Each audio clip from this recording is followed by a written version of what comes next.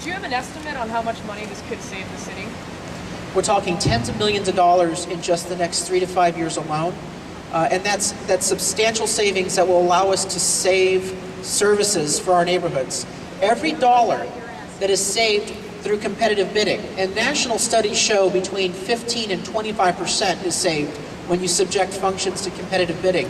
But every dollar that is saved through competitive bidding is a dollar more that we have to put a firefighter on the street, a police officer on the beat, and to keep a library open.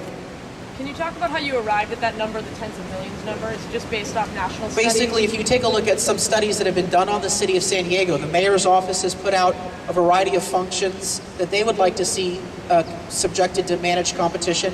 The Reason Foundation published a report, I believe just a year ago, where they looked at 15 functions of the city that would save tens of millions of dollars. And then if you take the types of functions that other cities and counties have subjected to competitive bidding, and you look at what we're already spending on those functions, you'll find that the savings are quite significant if we actually implement this sort of reform. What would you say to the voter who voted for this in '06 and is questioning, how is this any different than the last one? Is it really going to work? I would tell that voter that it's unfortunate that city leaders and city labor unions have failed to implement their will. And apparently they didn't hear you the last time, that you want efficiency in government and you want competition.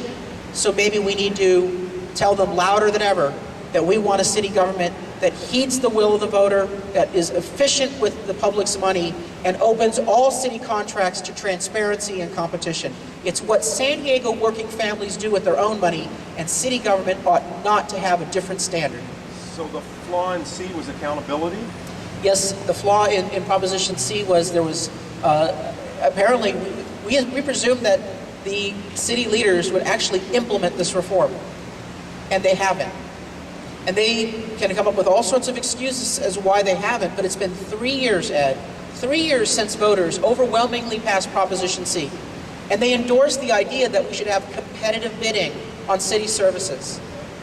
It hasn't been implemented, and so we have to go back to the ballot and provide real accountability for these reforms.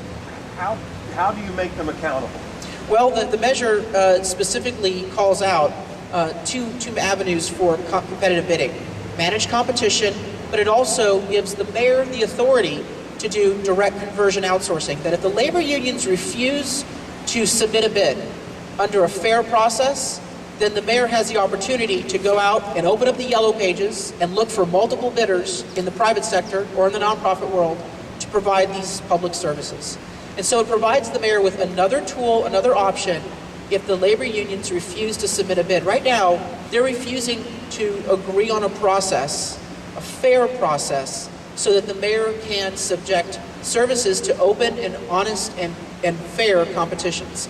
This would provide the mayor another opportunity, another option, should those labor unions resist this reform.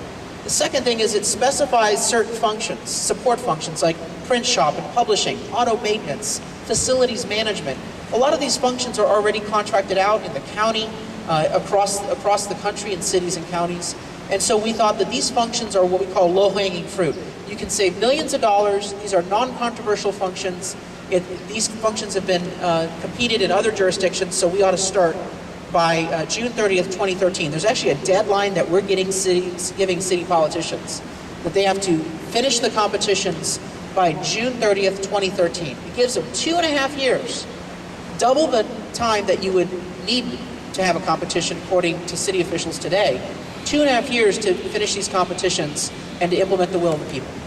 Would this specifically prohibit project labor agreements? It would prohibit anti-competitive requirements. What we want to do is make sure that no contract awarded by the city of San Diego is discriminatory. We want open bidding. We want the most bids on these contracts because, and I know the public will understand this, the more bids you receive, the better value you get. The more you will save and the better quality you'll get for the taxpayers' money. That's what this is about. Why tie the two issues together, PLAs and municipal outcomes? It's all about competition. It's about reviewing every city service, using competition to find out should we contract it out or not, and that when you do contract out a service, that there are fair and open rules that the city has to follow in awarding contracts. This is really about cleaning up government. It's about making government work again. And it's making sure that when we do award contracts, that every San Diegan who wants to apply for a job can apply for the job, and that they're given equal consideration for employment. It's about fairness. One last question. Yes, Can you Alma? talk about some of the, you alluded to anti-competitive proposals that are in the offing. Can you talk a little bit about that?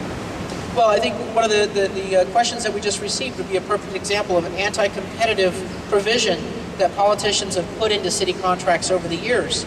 And these contracts are hot-wired. They're hot-wired to political allies. They exclude the vast majority of bidders and San Diegans from even applying for the job. And that's just wrong. It's not only wasteful, it's wrong to have city contracts that are paid for by you and me, the taxpayers, hot-wired to a constituency or a special interest group.